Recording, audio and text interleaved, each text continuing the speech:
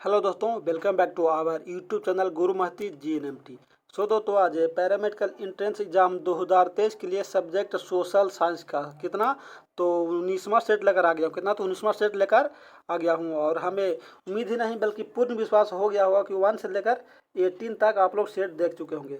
और जो अभी तक शायद 1 से 18 तक सेट नहीं देखे, कृपया इस चैनल के प्ले लिस्ट में चल जाएं, वहाँ से सारा का सारा वीडियो देख लें ताकि पैरामेडिकल एंट्रेंस एग्जाम 2023 निकालने में कोई दिक्कत ना हो, अच्छा से अच्छा रैंक प्रोवाइड आ सके और सरकारी कॉलेज प्रोवाइड हो सके। तो चलता हूँ फिलहाल। और आप लोगों को पता होना चाहिए कि हर सेट में क्या तो मोस्ट इंपॉर्टेंट क्वेश्चनों का सहारा किया गया है, तो सभी सेट देखना ना भूलें। तो चलता हूँ फिलहाल आज का सेट नंबर कितना 19वां पे। और जो इस चैनल पर नए देख रहे होंगे चैनल को सब्सक्राइब करके बेल आइकन को दबा देंगे ताकि नोटिफिकेशन सबसे पहले पहुँचता रहे। क्योंकि साइंस का सुबह में डला था कितना 7:30 में, साइंस का 7:30 में वीडियो अपलोड हो जाता है।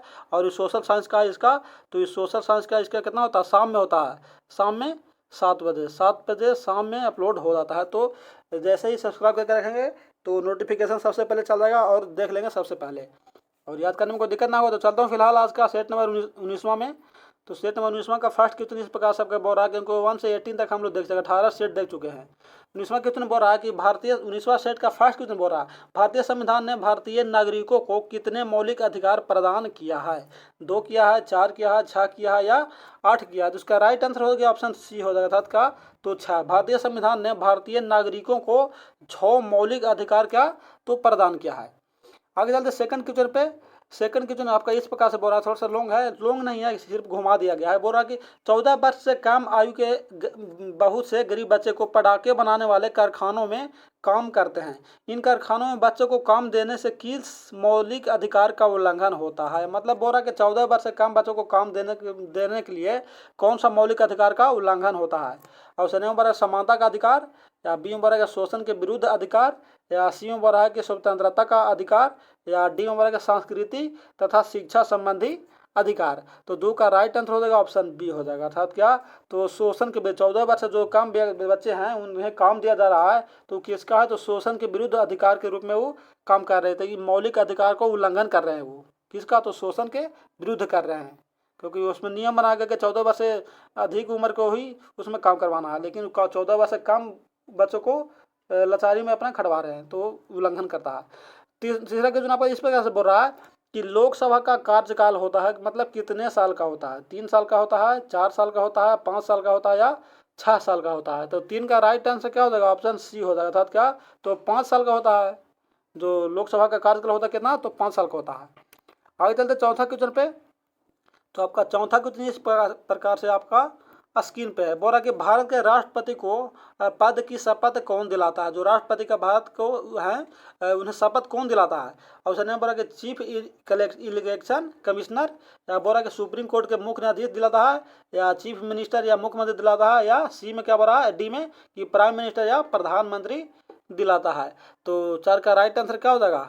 पहला तो डी तो नहीं होगा, सी भी नहीं होगा और चीफ कमिश्नर भी नहीं दिलाता, इसलिए राइट आंसर का हो गया ऑप्शन बी हो जाएगा अर्थात क्या तो भारत के जो राष्ट्रपति को शपथ दिलाता है कौन? तो सुप्रीम कोर्ट के मुख्य न्यायाधीश दिलाते हैं, इसलिए इसका राइट आंसर हो गया ऑप्शन बी हो जाएगा।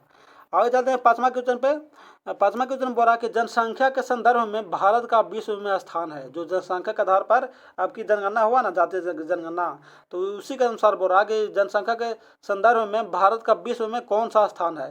पहला स्थान है या दूसरा है या तीसरा है या 5वां है? तो उसका राइट आंसर क्या हो जाएगा? सबसे बड़ा कौन बन गया तो इंडिया, भारत बन गया सबसे। जनसंख्या के संदर्भ में भारत का विश्व में सबसे पहला स्थान किसका हो गया? तो भारत का हो गया, पहला स्थान हो गया। आगे चलते हैं छठा केंद्र पे। छठा का इस प्रकार से बोले कि पूंजीवादी व्यवस्था में क्या नियंत्रित होता है या क्या रूल नियम लागू होते हैं? बोला कि राज्य आर्थिक मामलों में हस्तक्षेप करता है, या बी में बोला कि वित्त मंत्री अर्थव्यवस्था को नियंत्रित करता है, या सी में बोला कि बैंकों का अर्थव्यवस्था पर नियंत्रण होता है, एंड डी में क्या बोल रहा है कि इनमें से कोई भी अर्थव्यवस्था को नियंत्रित नहीं करता है। तो छठा का राइट आंसर हो जाएगा ऑप्शन डी हो जाएगा, क्या ऑप्शन डी हो जाएगा। थोड़ा सा ऊपर कहते हैं, डी में क्या बोल रहा है कि इनमें से कोई भी अर्थव्यवस्था को नियंत्रित नहीं करता है। आगे चलते हैं सातवां क्वेश्चन पे। तो आपका सातवां क्वेश्चन आपका स्क्रीन पे इस प्रकार से बोल रहा है, भारत में अधिकांश अदृश्य बेरोजगारी पाई जाती है। क्या अदृश्य मतलब कि देखने लायक नहीं होता है, देखने योग्य नहीं होता है। तो कौन सा क्षेत्र में पाया जाता है अधिक, कृषि में या उद्योग में या व्यापार में या यातायात में। तो 7 का राइट आंसर हो जाएगा ऑप्शन ए हो जाएगा, अर्थात क्या, तो कृषि में सही बोला जा रहा है कि भारत में जो अधिकांश अदृश्य बेरोजगारी है किस में है, तो कृषि में है, खेती में, एग्रीकल्चर में है।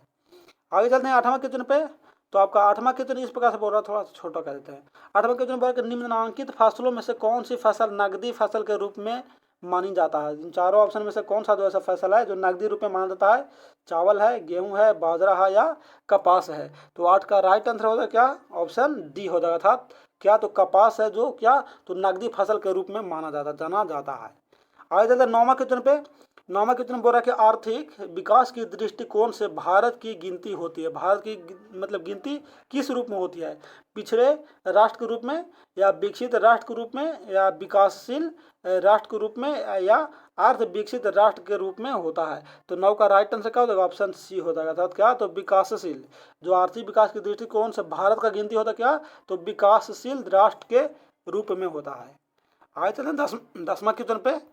तो आपका 10वां क्वेश्चन इस प्रकार से बोल रहा है, आपका 10वां क्वेश्चन इस प्रकार से बोल रहा है कि भारत बहुल में क्या बोल रहा है कि यात करता है, क्या जूट का करता है या एलपीजी का करता है या नमक का करता है या चाय का करता है। तो 10 का राइट आंसर हो जाएगा ऑप्शन बी हो जाएगा, था क्या, तो भारत बहुल में क्या किसका यातायात करता है, तो एलपीजी का, लिक्विड पेट्रोलियम गैस का करता है, यातायात करता है। आगे चलते हैं 11वां क्वेश्चन पे। 11वां बोल रहा है कि भारत में उपभोक्ता अधिनियम कब पारित किया गया था। ऑप्शन ए में 1983 ईस्वी में, बी में 1986 में, सी में 1995 में या डी में क्या बार 1997 में। तो 11 का राइट आंसर हो जाएगा ऑप्शन बी हो जाएगा, था क्या, तो भारत में उपभोक्ता अधिकार अधिनियम 1986 में लागू किया गया था, पारित किया गया था। आगे चलते 12वां क्वेश्चन। 12वां क्वेश्चन आपका इस प्रकार से बोला गया, सरदार सरोवर बांध किस नदी पर बनाया जा रहा है, मतलब किस नदी पर बनाया गया था। ऑप्शन ए में बेतवा नदी या कावेरी या नर्मदा या साबरमती। तो 12 का राइट आंसर हो जाएगा ऑप्शन सी हो जाता है, क्या, तो सरदार सरोवर जो बांध है वो किस नदी पर है, तो नर्मदा नदी पर बनाया गया है। आगे चलते हैं 13वां क्वेश्चन पे। 13वां क्वेश्चन आपका इस प्रकार से बोल रहा है कि दादा साहेब फाल्के, क्या दादा साहेब फाल्के पुरस्कार किस क्षेत्र से संबंधित है, मतलब कौन सा क्षेत्र में है दादा साहेब फाल्के पुरस्कार दिया जाता है।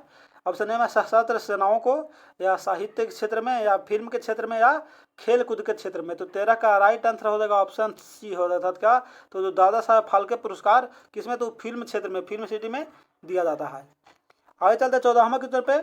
14वां आपका इस प्रकार से बोला कि किस राज्य में एलोरा की गुफाएं स्थित है, एलोरा की गुफाएं कौन सा राज्य में स्थित है, आंध्र प्रदेश में है या कर्नाटक में है या मध्य प्रदेश में है या महाराष्ट्र में है। तो 14 का राइट आंसर हो जाएगा ऑप्शन डी हो जाएगा, था क्या, तो जो महाराष्ट्र में एलोरा की गुफाएं कहाँ है, तो महाराष्ट्र में स्थित है। आगे चलते हैं 15वां क्वेश्चन पे। 15वां आपका इस प्रकार से बोला कि विंबलडन, क्या बोला, विंबलडन चैंपियनशिप किस खेल से संबंधित है, बैडमिंटन से, क्रिकेट से, फुटबॉल से या फिर टेनिस से। तो 15 का राइट आंसर क्या हो जाएगा, ऑप्शन डी हो जाएगा, था क्या, तो विंबलडन चैंपियनशिप किससे, तो टेनिस से संबंधित, टेनिस खेल से संबंधित है। आगे चलते 16वां क्वेश्चन पे। तो 16 आपका इस प्रकार से बोला कि विश्व प्रसिद्ध थार रेगिस्तान किस राज्य में स्थित है, जो रेगिस्तान है वो किस राज्य में स्थित है। तो ऑप्शन ए में होगा उत्तर प्रदेश में, या बी में बोला राजस्थान में, सी में बोला बिहार में एंड डी में क्या बोला कि आंध्र प्रदेश में। तो इसका राइट आंसर क्या हो जाएगा, ऑप्शन बी हो जाएगा, अर्थात कहाँ, तो राजस्थान में क्या है, तो रेगिस्तान है, थार रेगिस्तान है। आगे चलते 17वां में। 17वां वर्ग की भारतीय राष्ट्रीय पशु कौन है। तो आप लोगों को तो पता ही होना चाहिए, इसका राइट आंसर क्या हो जाएगा, ऑप्शन बी हो जाएगा, अर्थात क्या, तो बाघ है, भारत की राष्ट्रीय पशु। आगे चलते हैं 18वां क्वेश्चन पे। 18वां क्वेश्चन बोला कि श्वेत क्रांति किस चीज के उत्पादन से संबंधित है, मतलब श्वेत क्रांति किन्हें कहा जाता है, दूध को, चाय को, चीनी को या फिर कॉफी को। तो 18 का राइट आंसर क्या हो जाएगा, ऑप्शन ए हो जाएगा, अर्थात किसे, तो दूध को, श्वेत क्रांति किसे कहा जाता है, तो दूध को कहा जाता है। आगे चलते हैं 19वां क्वेश्चन पे, क्योंकि 18वां हो गया। 19वां बोल रहा कि नील नदी गिरती है, नील नदी कहाँ गिरती है। ऑप्शन ए में काला सागर में, या बी में बोला कि हिंद महासागर में, सी में बोला कि भूमध्य सागर में एंड डी में बोला अरब सागर में। तो 19 का राइट आंसर हो जाएगा ऑप्शन सी, अर्थात कहाँ, तो भूमध्य सागर में गिरता कौन, तो जो नील नदी का बहाव होता है वो जगह कहाँ गिरता है, तो भूमध्य सागर में गिरता है। आगे चलते हैं 20वां क्वेश्चन पे। तो आपका 20वां क्वेश्चन इस प्रकार से बढ़कर निम्नलिखित में से कौन सा स्थान सर्वाधिक वर्षा के लिए प्रसिद्ध है, मतलब सबसे अधिक वर्षा कहाँ होती है। ऑप्शन ए में बीकानेर में, पटना में या मानसीराम में या त्रिपुरा में। तो इसका राइट आंसर क्या हो जाएगा, ऑप्शन सी हो जाएगा, बी सॉरी यहाँ पर थोड़ा सा कंफ्यूज हो गया है, ये बी हो जाएगा और ये सी हो जाएगा। तो इसका राइट आंसर हो गया ऑप्शन सी, अर्थात कहाँ, तो मानसीराम में सबसे सर्वाधिक वर्षा होती है। आगे चलते हैं 21वां क्वेश्चन पे, क्योंकि इसमें थोड़ा सा ज़्यादा टाइप किया गया क्वेश्चन 25 है। 21वां बोला कि ज्ञानपीठ पुरस्कार किस लिए दिया जाता है। ज्ञानपीठ जो पुरस्कार है कि कौन सा क्षेत्र में दिया जाता है, और सिनेमा साहित्य के क्षेत्र में या खेलकूद के क्षेत्र में या सिनेमा के क्षेत्र में या इनमें से कोई का क्षेत्र में नहीं। तो किसका राइट आंसर क्या हो जाएगा, ऑप्शन ए हो जाएगा, अर्थात क्या, तो जो ज्ञानपीठ पुरस्कार है वो साहित्य के क्षेत्र में दिया जाता है। आगे चलते हैं 22वां क्वेश्चन पे, तो आपका 22वां क्वेश्चन ये पर आकाश बोल रहा है कि भारत क्या है। भारत क्या है, एक गणराज्य है या एक संघ राज्य है या एक धर्मनिरपेक्ष राज्य है या इनमें से सभी है। तो इसका राइट आंसर होगा ऑप्शन डी हो जाएगा, अर्थात क्या, तो भारत गणराज्य भी है, संघ राज्य भी है या एक धर्मनिरपेक्ष राज्य भी है। इसलिए इसका राइट आंसर हो गया ऑप्शन डी हो जाएगा। आगे चलते हैं 23वां क्वेश्चन पे। 23वां बोले कि अमर्त्य सेन को किस लिए नोबेल पुरस्कार दिया गया था। ऑप्शन ए में साहित्य के क्षेत्र में, या अर्थशास्त्र के लिए, या चिकित्सा शास्त्र के लिए, या डी में रसायन शास्त्र के लिए। तो 23 का राइट आंसर हो गया ऑप्शन बी हो जाएगा, अर्थात क्या, तो अमर्त्य सेन को जो पुरस्कार दिया गया था किसको, तो वह अर्थशास्त्री थे, इसके वजह से उन्हें नोबेल पुरस्कार से सम्मानित किया गया था। आगे चलते 24वां क्वेश्चन पे। 24वां क्वेश्चन बोल रहा है कि जमशेदजी टाटा ने क्या किया था। ऑप्शन ए कि भारतीय उद्योग को प्रोत्साहित किया था, या एक राजनीतिक दल को नेतृत्व किया था, या सी में बोला कि फिल्मों का निर्देशन किया था, या डी में क्या बोल रहा है कि स्वाधीनता आंदोलन में योगदान किया था। तो 24वां का राइट आंसर होगा ऑप्शन ए हो जाएगा, अर्थात क्या, तो जो जमशेदजी टाटा थे वो भारतीय उद्योग को प्रोत्साहित किए थे, मतलब कि उद्योग कल कंपनियों को क्या किए थे वो, मतलब कि प्रोत्साहित किए थे। आगे जाते 25वां क्वेश्चन पे, और इस सेट का लास्ट क्वेश्चन बोल रहा है कि रविशंकर क्या थे। ऑप्शन नंबर एक विख्यात शिक्षक थे, या विख्यात नायक थे, या एक विख्यात लेखक थे, या डी में रहा है कि एक विख्यात सितार वादक थे। तो 25 का राइट आंसर हो गया ऑप्शन डी हो जाएगा, अर्थात तो क्या, तो जो रविशंकर जी थे वो क्या थे, तो एक विख्यात विश्व प्रसिद्ध क्या थे, तो सितार वादक थे। आगे चलते हैं, आगे नहीं है, बस सेट अच्छा लगा हो तो लाइक करके कमेंट जरूर करें, और दोस्तों के पास शेयर जरूर करें ताकि उन्हें भी हेल्प हो सके। तो फिर मिलते हैं अगले क्लास के सेट में, तब तक के लिए जय हिंद।